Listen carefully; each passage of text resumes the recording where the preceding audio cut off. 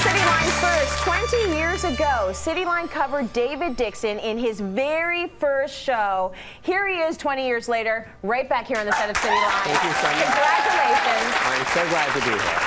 We're thrilled to have you, and I love the fact that we have this association with young designers coming up in the industry. The fact that you've had this longevity, this staying power, is truly amazing.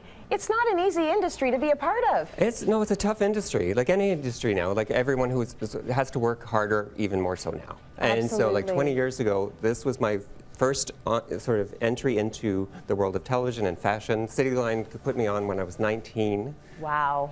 And then I was still like first year at Ryerson, and I was like, the worst interview ever. I was like, yes, no. And so here we are 20 years later celebrating, I mean, after I graduated from Ryerson. Yeah. And then here we are celebrating 20 years in the fashion business in Canada. I think it's amazing. And, you know, at 19 years old, you shouldn't be an eloquent interview. I'm sure you did amazing. Let's look at some of the fashions from 20 years ago. We actually have vintage David Dixon happening right now. This is my very first dress from Ryerson. Beautiful. So this is also Camille. She is, I don't know if you'll recognize her. We know Camille. Camille has been the longest running model for me. She's done at least 30 shows. I call her at a drop of a hat. And she's always willing there to come and bring it out. But this dress is 22 years old. Beautiful. I sewed it myself. Really? So back then, you know, you had to. Like I was in school. This was my final year collection, and this has sort of started me out into the whole idea of loving evening wear. Yes. And then soon after, it was just like I just kept sketching dresses and loving dresses. It's absolutely beautiful. Give a big round of applause to Camille. Thank you, gorgeous. Very nice. The bustle, the beautiful train, it is gorgeous. And this, I mean, talk about ahead of your time. We're talking about feathers now. We're talking about this whole sort of bird inspiration now, and you had this 20 years ago. It's beautiful. Well, I love texture. I love feathers. I love things that move. Allie's like one of a new fresh face for me in terms of our collection development and picking women who represent the brand and idea. I love the color, you know. And sometimes I'm known for black dresses, a lot of black dresses. So when I can indulge in color, I really want to pick a color and stick to it.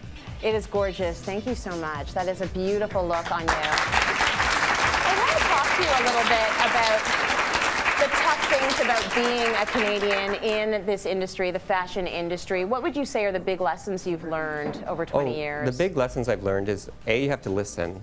You have to listen to what's happening, not just what's around you.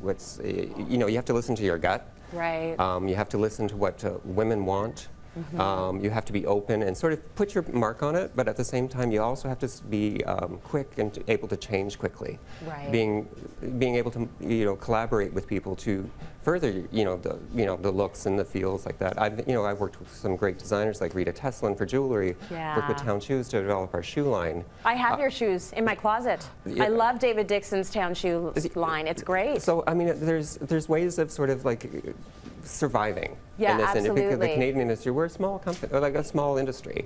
And we've had some great success stories. But the reality is, it's a tough business, but we love it so much, right? Yeah, and we you love can make it. You're a testament to that. I want to talk a little bit about color, because we mentioned color. Look at this beautiful fuchsia, gorgeous piece on the mannequin over here. Talk to me a little bit about the inspiration for that. Well, this was actually in 2009. Mattel came to me and asked me, this is Barbie. Barbie turning 50. So they asked me to do a collection. They asked international designers around the world as well to do sort of a program of clothing. So I took the approach of saying, you know what, I'm not going to do frilly tutus and all that sort of like lame and all that sort of stuff. I wanted to do real clothes for real women. And with this, this is a laser cut silk coat, all hand done. Beautiful. And we approached the Hudson's Bay, and the Hudson's Bay said, yeah, we'll do it. We'll put it in the stores, and it lasted, I think, 4 seasons, and they said, well, Barbie's 50-something now.